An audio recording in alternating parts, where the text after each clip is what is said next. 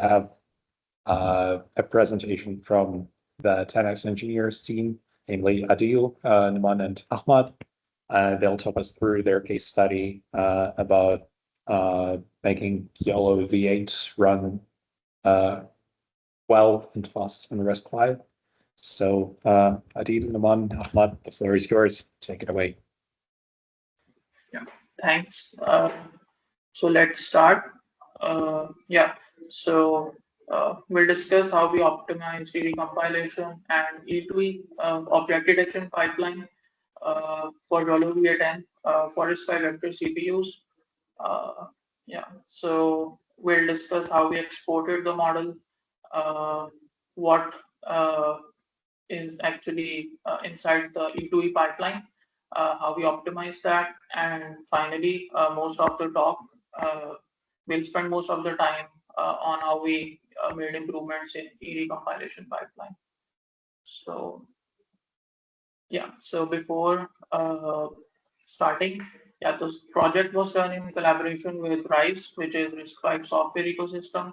And the goal, as I mentioned before, was to optimize IREE pipeline and E2E inference pipeline for YOLO detection model for RISC-V vector CPU. And all the artifacts are open source. You can at this repo, you will find the MLR export scripts, compilation scripts, and validation and inference scripts as well. So let's look at the model MLR export. So MLR export was pretty straightforward. We use Ultralytics Python APIs to load the model at FP32 and then convert it into ONNX format like this. And then for FP16 version, we use ONNX converter common module to convert FP32 to FP16 in ONNX format. And for int8 model, we used ONNX runtimes quantization quantize module for doing dynamic quantization. So it was 8-bit linear per tensor quantization.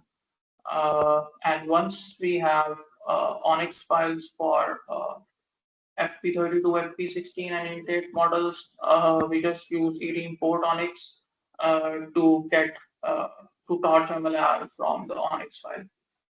So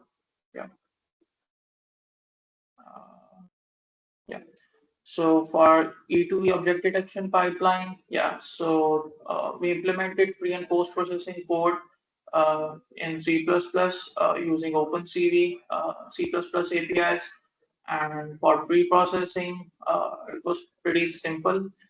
We just read the input image and then resize it to 640 by 640 pixels, and then convert the image to RGB color space, and then normalize it to 0-1 range. And for post-processing pipeline, we applied confidence threshold to the raw model output, and then NMS algorithm to remove redundant boxes, and then resizing the image back to the original size, and finally plotting the boxes, the bounding boxes. So these are the pre and post processing latencies. Overall, for both pre and post processing pipelines, we were getting around 50 to 55 millisecond on Banana Pi F3 board, which is a RISC-V vector CPU with 256 bits vector registers. And initially, we started with mostly with OpenCV APIs, but then we realized that some of OpenCV functions, they were consuming a lot of execution time, and we replaced them with custom implementations. Also, the input image layout conversion was taking most of the time, so we used RISC-V vector instructions to vectorize it. And then confidence filtering was also vectorized. For FP16 model, we had to do input and output casting. So again, it was the bottleneck. It was consuming a lot of time, so we vectorized that as well. So all of this code it's open source for pre and post processing pipelines, and it's actually available at the link I showed earlier. Yeah, so pre-optimization latency. So this was the baseline, uh, computed or benchmarked on Banana by F3 again. And for single thread on Intel, the performance was extremely poor. This was taking around 36,000 milliseconds. And again, for 8 threads, it was around 5,000 milliseconds. And similarly, for FP16 and FP32, we were taking around 2,000 milliseconds. And at single thread and at 8 thread, for FP16, 400 milliseconds, and for FP32, 600 milliseconds. These YOLO V8N model was compiled using IREE by enabling the convert conv 2D to image to call pass, because we observed that the model performs best when we enable the image to call pass. And if we don't enable image to call, the performance was even poorer than this. So we used image to call pipeline as a baseline, and then made improvements on top of that. Yeah, so for accuracy validation, we used we computed mean average precision for IRU thresholds from zero point 0.5 to 0.95. And yeah, for FP32, our value matched the publicly published value by Ultralytics. And for FP16 and Intake, we saw reasonable drop. Yeah. So let's move to the main part. Yeah. So the first thing we did was enabling image to call for intent models. So previously, in the previous slide, we saw that for intent models, the performance was very poor. And the reason was that the image to call pass wasn't handling, uh, uh, wasn't working on the intent model. Uh, uh, Why? Because the input MLR contained this onyx.conv integer of for convolution, and after input conversion phase, it was getting lowered to lineage.conv 2D NCHWFCHW underscore Q, which is the quantized convolution of. And the convert conv 2D to image to call pass, it was only handling the plain convolution ops, not the quantized conv ops. And as a result, you can see the IRDF after uh, convert conv 2D to image to call pass, the quantized conv op persists, and it's not lowered to or decomposed into image to call op or manual. Yeah, so the first step was enabling this for the intent model. And how we did that? Uh, we actually converted quantized conv to plain conv before the image to call pass in IREE pass pipeline. So there is a pass in IREE, lineage quantized conv to conv pass, which converts the quantized convolution ops to plain convolution ops. But the issue was that it was doing it for NHWC layout, not for NCHW layout. So we added a new pattern in that quantized conv NCHW to conv NCHW in that pass, and enabled quantized conv with NCHW layout to the plain convolution of conversion. And this pass, the conversion pass, it was actually in IREE's global optimization phase. So we wanted it to run before the image to call pass. So yeah, we used this flag, IREE pre-processing pass pipeline, and defined the pass sequence using this flag, and ran the quantized conv to conv pass before image to call pass. Yeah, this is the summary. The quantized conv to conv pass converts the quantized conv op to plain op, and then image to call pass handles the rest. We observed a big performance boost just by doing that, and After enabling image-to-call, we saw the latency drop from 36K milliseconds to 6K milliseconds at single thread, and at 8 threads from 5K milliseconds to 1K milliseconds. So roughly 5 to 5.5x boost was observed just by doing this. Yeah. So then we profiled the model on RISC-V vector CPU to identify the further hotspot ops. And this is the profiling data for model at intent precision. And you can see that the MACML dispatch turned out to be consuming the most execution time, around 87%. And the reason was that data dialing was not enabled for the intake MACML. We'll go in detail in the later slides, but this was the main reason. Linux dot MACML was not getting lowered to MMT40. Yeah, and we have observed that MMT40 on RISC-V CPUs, it performs much better than Linux dot MACML. So yeah, for intake, these were the profiling results. And for FP16, IM2 call op and the MMT40 op.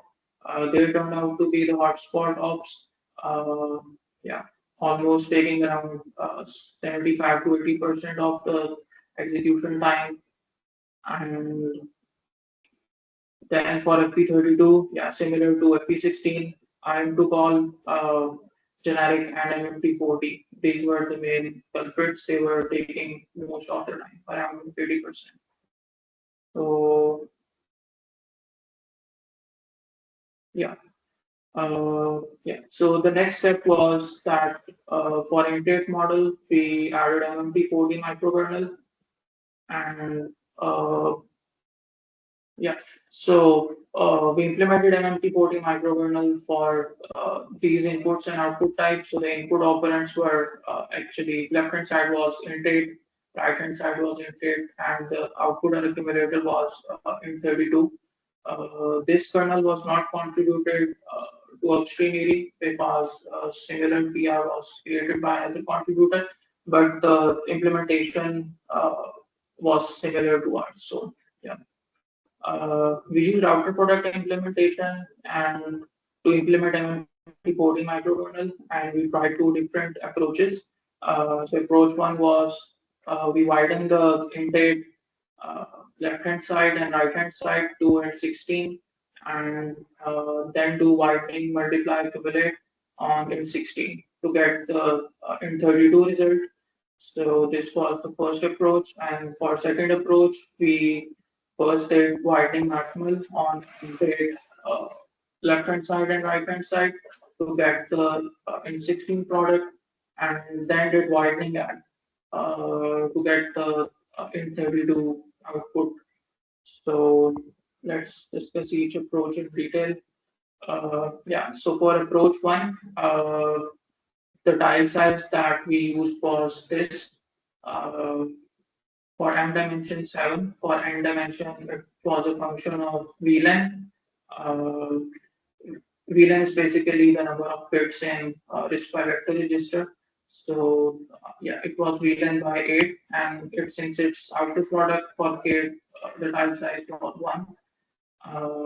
And for VLAN 256, tile size would be 732.1 for MNK dimension, and yeah, so left hand side will use 7 scalar registers, but right hand side before widening we'll use 1 register, and after widening we'll use 2 registers. Most of the register pressure came from accumulators, which in total 7 accumulators use 28 registers. So with this tile size, the peak register pressure was 30 registers. Uh, yeah, so this was approach one. With approach two, we use this tile size. We had to reduce the M tile size to 5 from 7 because we didn't want register spills. And yeah, right hand side use one register just like before, but now FP16 we have to hold the FP16 products in registers as well. and they were using around 10 registers, and accumulators were using 20 registers. So with this tile size, the peak register pressure was 31 registers. Yeah, so we benchmarked to both kernels on RISC-V vector CPU and approach one with the bigger tile size. It performed consistently well across different input matrix sizes. Yeah, and the reason was that for approach one, actually you can load a bigger right hand side tile into the register and then reuse it. Uh, but for approach two, the tile size, because we didn't want registers to spill, we had to use a smaller tile size. And even though we are using uh, while instructions on imitate this time, still the advantage from using bigger tile size, it led to greater performance boost. Yeah, and these are the numbers. And after enabling this microkernel, combined with the enablement of image to call pipeline for intake, the final latency came down by a lot, almost 15 times as fast as the pre-optimization latency at single thread, and almost 11 times as compared to pre-optimization latency on 8 threads. Yeah, so Nouman will continue from this point onwards. Yeah. Hello everyone. So yeah, so basically when we introduced the IM to call transformation for the convolutional ops, there are two ops introduced instead of the convolutional ops. One is the linear generic, which is basically responsible for transforming the operand into the format that the lineage.matml can accept. And the other is the lineage.matml, which Adeel basically talked about, gets lowered to the lineage to MMT4 and lineage.MMT4. So the problem with the transformation generic was that it was not getting vectorized by the ED coordinate generic vectorization pass. The reason for that was that since the indexing maps of this generic don't satisfy the projected permutation condition, so the upstream lineage vectorizer in LLM was not able to vectorize it, and this was getting lowered as scalar loops at the end of the compilation pipeline. So basically, what we did for that was we posted an RFC link. That the link is below, and getting the feedback from that, we eventually vectorized this. Next slide. So yeah, so the vectorization was done basically the vectorization pipeline was done in three phases.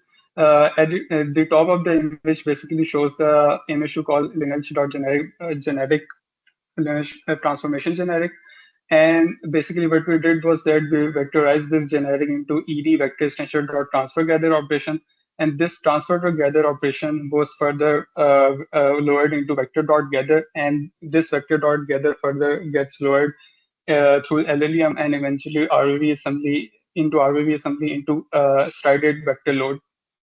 This was lowered into stride vector load because the strides for this transformation generic was 2. So you can use a vector strided load to load the generic and do a vector store eventually instead of loading using scalar loads and storing through scalar stores.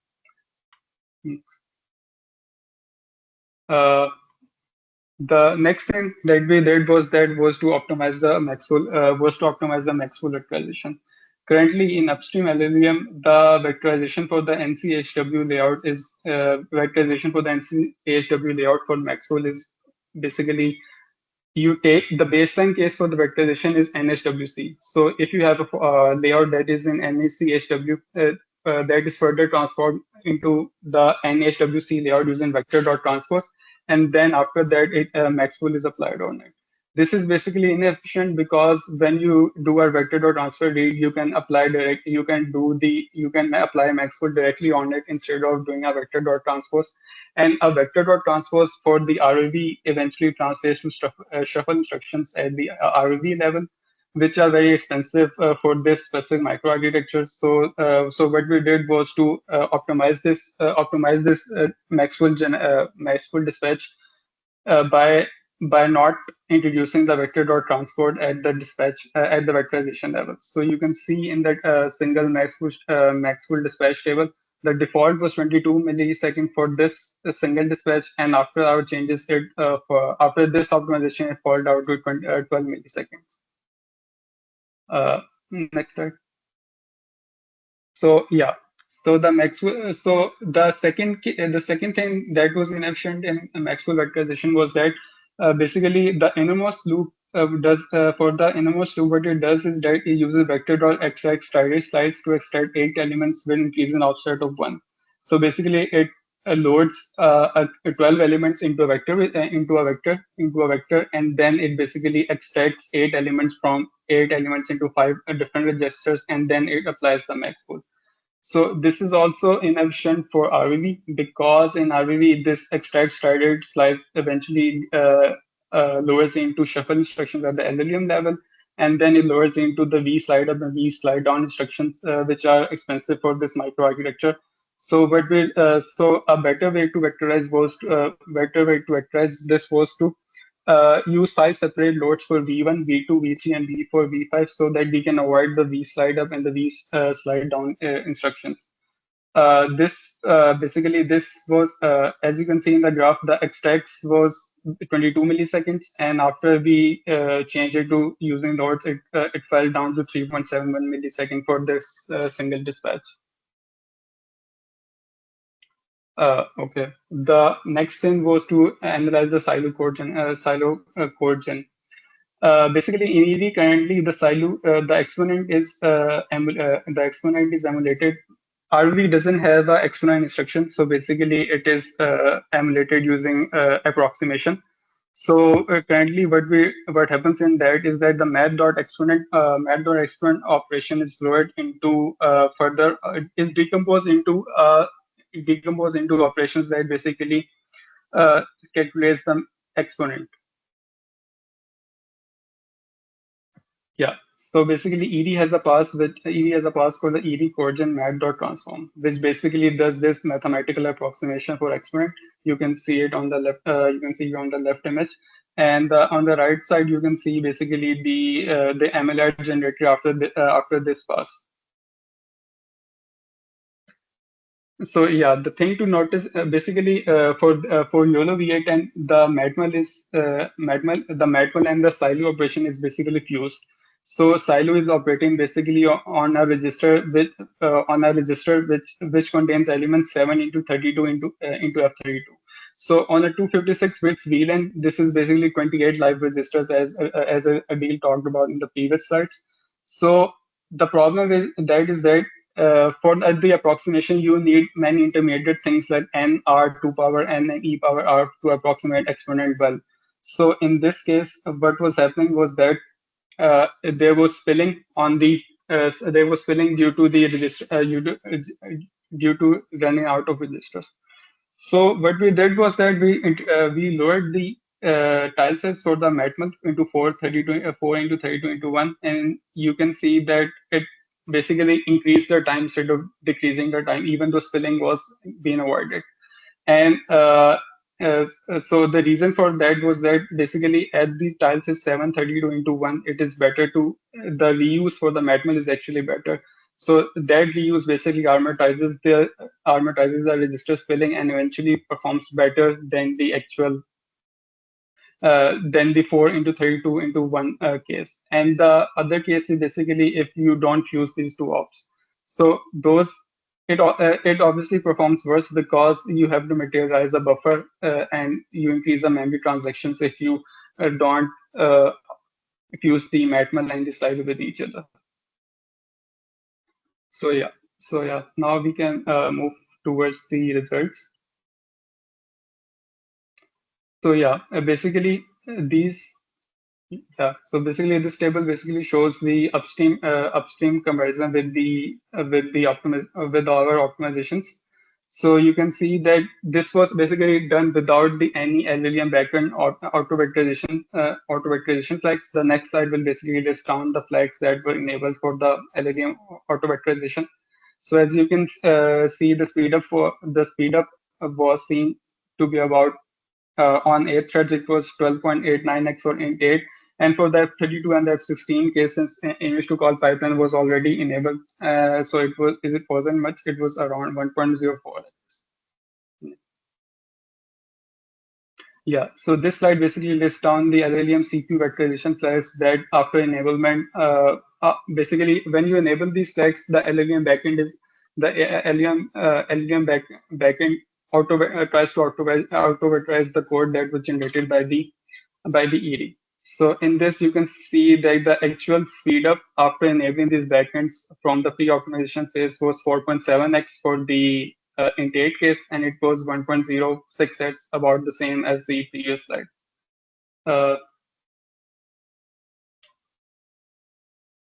Yeah, I guess this is all. This is all. So do you guys have any questions?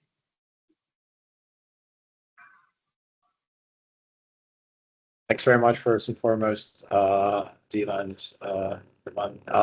Very nice, very detailed presentation. So thanks for that.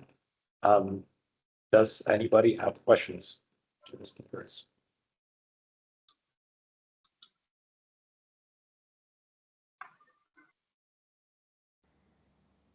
Have maybe one question just on a general note. Have you folks tried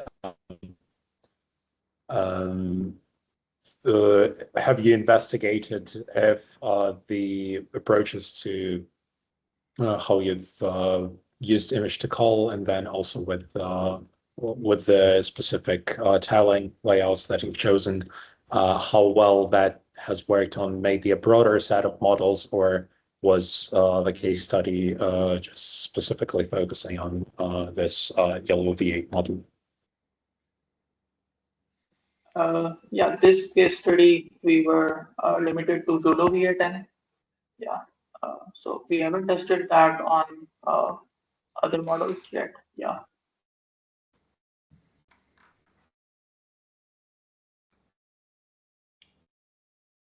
Again. Yeah. First of all, thanks for the presentation. It was very detailed and very explanatory, so to say, and nice numbers. What I want to ask is, I mean, if I don't remember incorrectly, the microkernel that you used that actually did perform better is more or less the same as the one that is merged upstream, if I'm not mistaken, as I said. And Yeah. yeah, cool.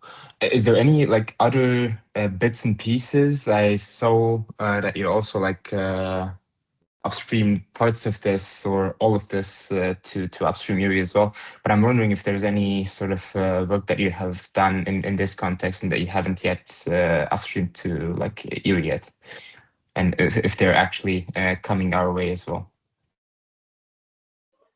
Yeah. So we have put all the pull request links in this slide, but some of those pull requests are still not merged. So yeah, it's all of the contributions we have actually created pull requests in upstream ED, but some of them are not merged. I think the PR related to the image to call enablement to the int 8 is basically open right now, and I did ping you basically on it. So yeah, it is currently open right now. I'll take a look at it. Thanks for the PR. I saw that one. I just didn't have time to get to it yet. Indeed, it would, especially also what caught my eye is the on that note is the quantized convolution variant, basically swapping it earlier for the convolution. I assume that's also is it already upstream? Yeah, so that part is actually it was upstream by someone from sci-fi, I think. They moved that convert convolution, quantized conv to conv pass. They moved that from that pass was already in the global optimization phase. They actually moved the image to call pass from pre-processing phase to the global optimization phase. So now we won't have to specify the sequence of passes in that pre-processing flag. Yeah, so that PR was made by someone from sci-fi. Yeah, but that pattern that lowers the NCHW quantized conf to plain conf. Yeah, that PR we made that PR, but as Nouman mentioned, it's still open. So. Yep. Thanks for reminding on this. Anyway, Bede, you have a question? Yeah, thank you. So thank you all for the presentation. So I have probably a technical question. So I saw that in the part related to the reduction loop, that some part of the left-hand side part, the left-hand side part are not twisted outside the loop. And I was wondering why, because probably the LLVM auto-vectorization is not working well for these motivations. So probably the question is not clear. So I saw probably that in the reduction loop in the previous slides, probably you can go, yeah,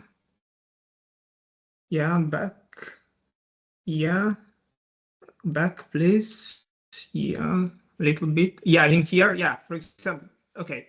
So the left-hand side part within this loop is not twisted outside the loop. So did you consider to perform some kind of optimization in this direction or not?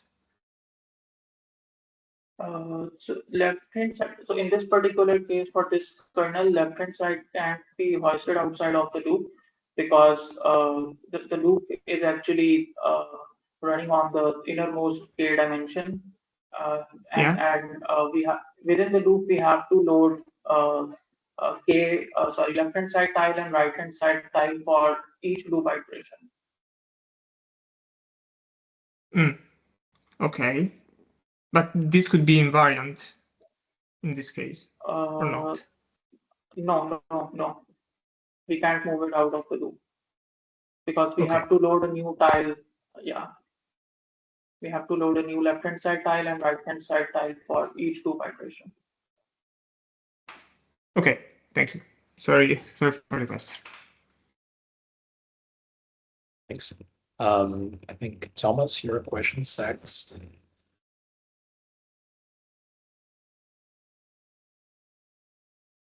Yeah. What I was interested in, so it was an Onyx model, right? I'm not sure if like does there like an Onyx runtime for RISC already exist, or like what I would be interested if there's like some reference number from Onyx, for example, like how does it compare to IREE? Is it faster? Is it slower? We didn't actually compare it with Onyx runtime on RISC-V. We saw some so for reference with other frameworks, I think I compared it with TF Lite numbers, and there was a paper which listed all these numbers, and for int8 precision, if I remember correctly, they were getting around between 2 to 3 frames per second on Banana by F4. On Raspberry Pi 4. And yeah, so we are getting around 2 to 3 frames per second on Banana Pi F3, and I think Banana Pi F3 is performance is like closer to Raspberry Pi 3. So yeah, we use that as a reference. Cool, that's super interesting. Thanks.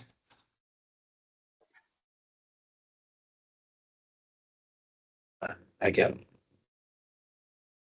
So I'm gonna ask a question about the the unrolling factor that you actually use there. I understand why it's used to like maximize the register usage and fulfill the register budget, so to say, as efficiently as possible. And I understand that this sort of gives you more performant matmul implementations if you just take a standalone matmul as an example. I'm wondering if you actually sort of benchmarked this in an end-to-end model, because normally you would get sort of the LHS pack operation that packs into this 7 to I guess 1 in this case, and that fuses with some other generic operations or something like that to its own subgraph, or like dispatch, so to say. Does that like 7 actually hurt us in any way? Because, or can you actually like vectorize that lineage, that pack operation in some way? How do you actually handle that, or did you take a look at that one before? That'll be interesting to understand from me as well.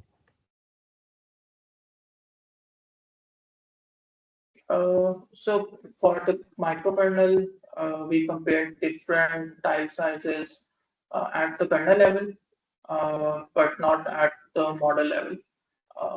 So we tried out different tile sizes at kernel level, and this 7 cross 32 cross 1 tile, this turned out to be the most performant one.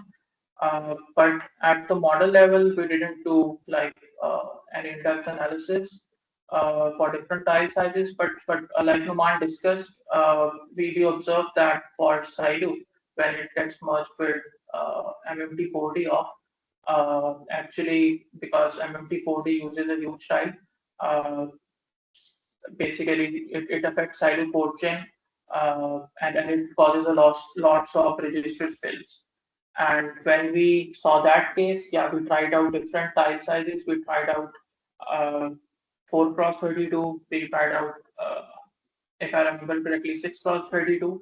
But the overall model latency it increased because then the MMT4D performance falls down. Yeah. Yeah, I understand. Thank you. Just another like quick follow-up question to that one. So you have this, like, as I said, like a pack operation, right? And that has like the inner tiles 7 to 1 for the LHS, and that it does not reside in the same like dispatch as the like matmul, if I'm correct. Correct me if I'm wrong here. And do you actually vectorize that lineage pack operation, or does it like scalarize? How is that operation sort of handled, or is it just like masked and vectorized, and that sort of makes the operation that it fuses with also maxed per default as well? The pack operations were getting vectorized. Initially, they were not getting vectorized, but we were hoping to work on that as well. And we started by creating an issue in IREE for that, but that part was handled by hand, if I remember correctly. And because those pack operations, they were getting folded into map store operations, and map store doesn't get vectorized. Yeah, so hand handled that part, and then it was getting vectorized well. Yeah. Yeah, thanks. And to add to that, basically the lineage.pad by default does the add vectorize in EDS as far as you know. But yeah, with the fusion with the map store it was not getting vectorized, so that part was not handled by us. Yeah. Fair enough. Yeah, thanks.